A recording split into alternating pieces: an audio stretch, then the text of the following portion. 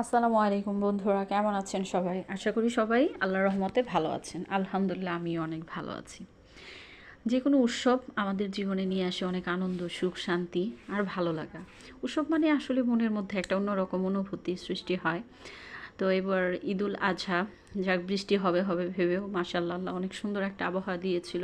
সুন্দরভাবে আমাদের কোরবানি করতে পেরেছি আমরা, এবং ঈদের পরে আসলে কোরবানি ঈদে তো ওইভাবে বের হওয়া, কোরবানির দিন বের হওয়া সম্ভব হয় না কোরবানি নিয়ে বিভিন্ন কাজে ব্যস্ত থাকার কারণে।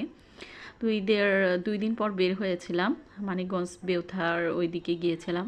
দেখলাম ভালোই, অনেক আনন্দঘন একটা পরিবেশ ছিল।